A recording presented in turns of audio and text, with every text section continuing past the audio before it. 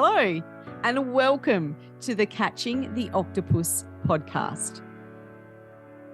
Here, we will explore how connecting inward gives us an advantage outward. We openly talk about the obstacles and challenges and difficulties that life throws our way and how they become moments of gratitude and things that can benefit us when we look back on our lives. I'm your host, Niomi Hurley, and it is my mission to bring you top quality guests that will share with you openly their obstacles and also the techniques they use to go inward that strengthens the way that they serve themselves and others at the highest level. Thank you for joining. Let's get started. Thank you for tuning in to this episode of Catching the Octopus podcast, and welcome. Today, our recap episode is recapping the interview that we had with Brett Harmeling. So Brett is an entrepreneur. He's a father, he's a husband, he's an airline executive, and he's also the co-founder of Happy Life Labs. And he had so many gold nuggets to share around leadership. And I really enjoyed the interview because there was a lot of alignment on the way that he thinks and the way that I think. So that was really great to just have the conversation. And I said to him off air after our interview that I feel very grateful to be able to do this, because to me, doing a podcast isn't like working at all, because I get to learn from some amazing guests, and he's definitely one of those. So one of the things that he spoke about that really jumped out, or everything really jumped out for me, but to start with, one of the things that he said was leadership is an honor. And I liked this because sometimes when we look at people wanting to be promoted and wanting to come through the business and come into that leadership space, often they're driven by, I need to get off the tools, or I'm just after more money, or all of those sorts of things. Very rarely is someone actually saying, I want to lead because to me, that's what I need to do. I need to be able to serve people and help them grow. And so that's the foundation of people moving into leadership. And that's the mindset we have to shake, right? When we're doing leadership capacity building, we have to shake that mindset of people that are coming into that space for anything other than a reason to serve. And sometimes we're thrown into leadership roles and sometimes we choose to take them. But the key element, regardless of how we got there, is that our ability to be able to grow people, influence people, and have them reach their full potential is the ultimate aim of leadership. It's about being able to empower people to go and do their roles and do their jobs at the best of their capabilities. And it's about trying to reduce our own people problems by removing conflict and managing performance and just really enhancing the cohesiveness within the team. And so that's why influencing is a real key element. And Brett talked about, when we're becoming leaders, about the work that we do on ourselves. Right. So yes, it's all of those things for how we serve other people, but unless we're in that ultimate space ourselves, we're not going to have those capabilities to be able to serve. And I mentioned, the ripple effect leadership program that I've put together is ultimately that.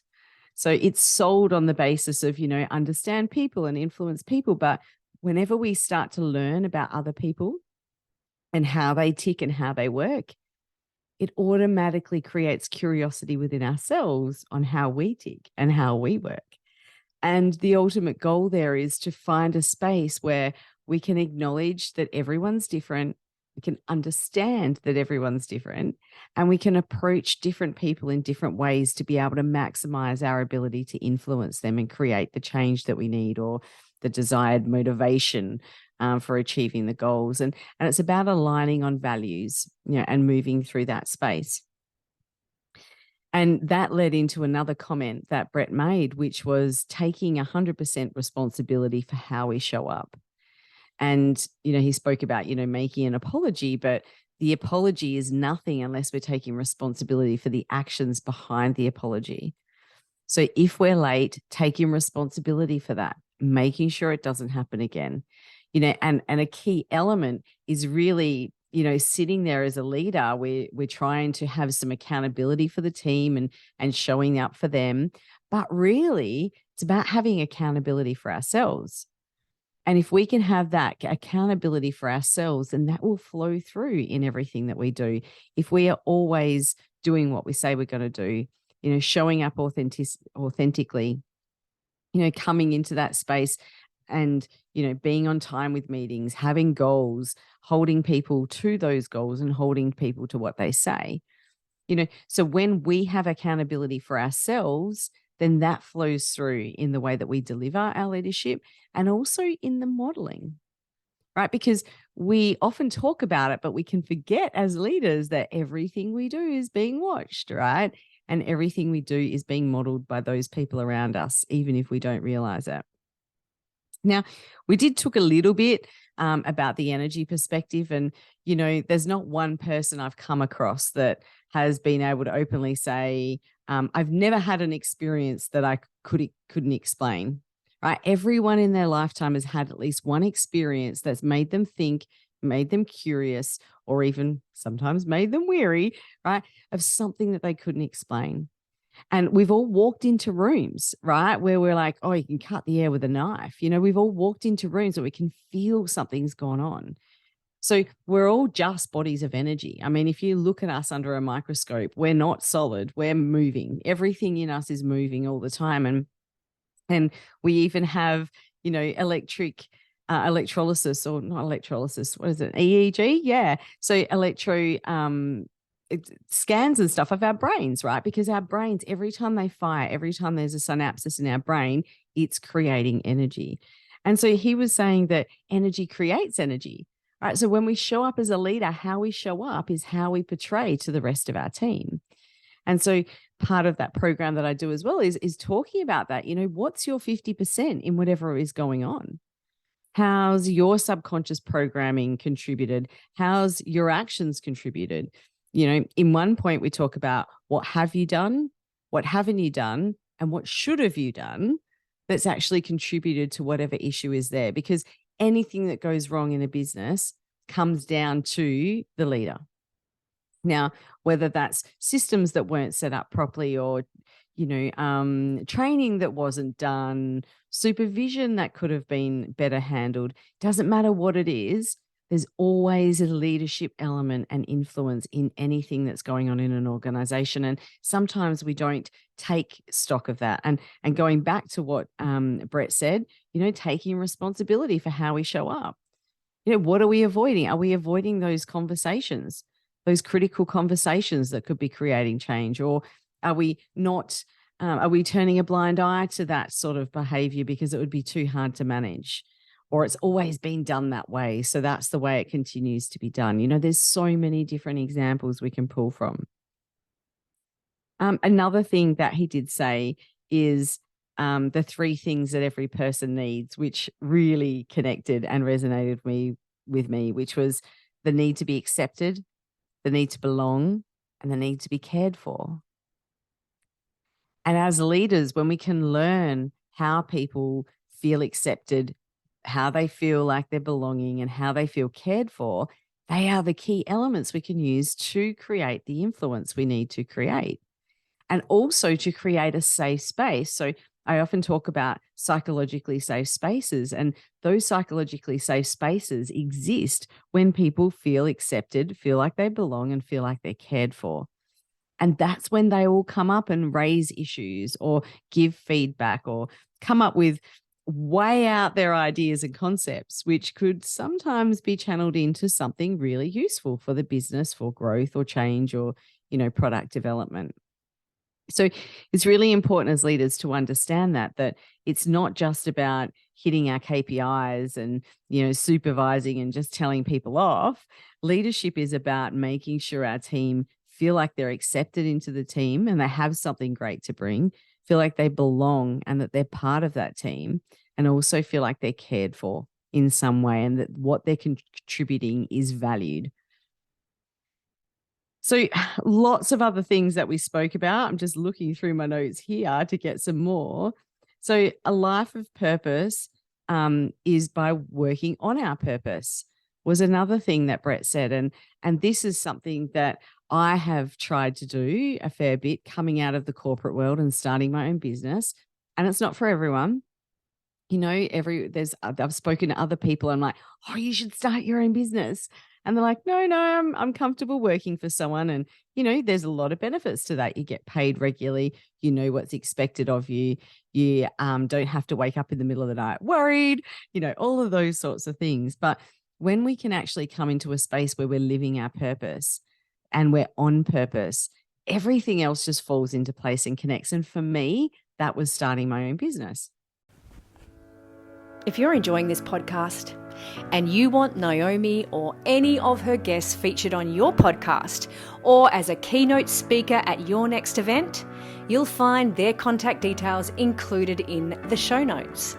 If you'd like to learn more about how you can work with Niomi individually or as part of your strategy to improve leadership in your business, then review the courses, offers and services at getupandgroconsulting.com.au.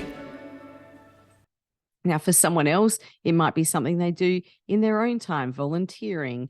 It might actually be the leadership in the corporate space. Maybe that is their purpose, to create change in organizations. So there's all different ways that we show up. But one of the key elements that we should be looking for in whatever we're doing is finding something that meets our purpose and that is driving us in that space, because that's when we can show up authentically. And each and every person in this world, out of the billions of people, everyone has something that they're better at than everyone else. And when you're living your life of purpose, you get to find that. You get to find that thing that you, only you and uniquely you, are really, really good at. And when we can find that and draw from that and then start exploring it and start, you know, taking advantage of it and showcasing it and sharing that with the world, then that's when we can really light the fire within ourselves. And that's when we really feel in that space of feeling like we are valued and that we're giving value back to those around us. And there's other elements of life sometimes that even when we're living our purpose, there can be challenges that come at us and there can be all sorts of things that we're faced with. But like Brett says, the tough situations don't last, but tough people do. Yeah, it's showing up consistently. It's taking stock and understanding, yeah, I'm in a tricky situation at the moment, or this position isn't ideal, all those sorts of things, but it's not dwelling there. You know, when we pick those things up and we continue complaining about them, or we make them the main focus, or, you know, we vent to our work colleagues, and sometimes, you know, people are venting to their team, which is not really serving a good purpose. You know, we're not actually showing up in a space where we can be the leader that we should be.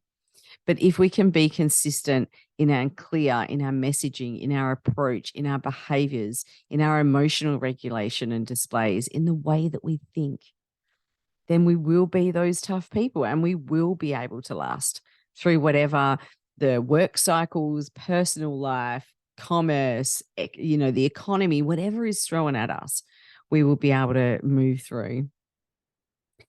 He had a couple of acronyms that he shared with us, and his definition of the word in form of an acronym. So the first one was lie.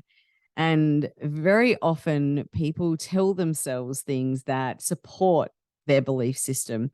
And so he said the way that he looks at lie is as the acronym limited ideas entertained. And that was great, because the work that I do in the therapy space or the one-on-one space, that's kind of what we're adjusting. We're adjusting those ideas from limiting ideas to those expanded ideas, right? And changing it from believing that we're not capable, or we can't do it, or this is just us, or this is how I was born, or the trauma I experienced has led me to here. All of those sorts of things set up and validate the way we sit in our belief systems. But they're kind of lies, because your potential is endless. Everyone's potential is endless. And even though you're in a situation, it's the only three things you really have control of in any situation you face. is the way you think about it, the emotions that you allow come through from it, and the way you behave. So the way you think, the way you feel, and the way you behave, they are the three elements that you truly have control over, regardless of what's going on around you. But sometimes we can get stuck in the mud or get stuck in the situation or, be influenced by other people's thoughts, feelings, and behaviors, right? And we can actually forget that that's our superpower. And so we don't use the superpower, and then it becomes something that can consume us. And he also spoke about, especially in the entrepreneurial world and even just in life in general, we're always seeking different opportunities. And very often, especially if you're starting a business or if you're looking to try and grow something, you're reaching out to many people. And very often you may get a no. And he's reframed that to say no to him is next opportunity. Okay, well, what's the next opportunity? And sometimes, I heard a quote the other day, which was great. Rejection is protection, right? So some of the things that we didn't get in life are often the things that we shouldn't have got in life. So some of the opportunities we go for that don't come through, we have a couple of options. We can use our thoughts, emotions, and behaviors to sit in a space of disappointment and sadness and frustration, or we can use our thoughts, our feelings, and behaviors to be able to look at it like Brett does as like, what's the next opportunity? Okay, that one wasn't meant to be. What else can I go and seek? And look, sometimes it might be a no, and the next opportunity is, how do I approach it different?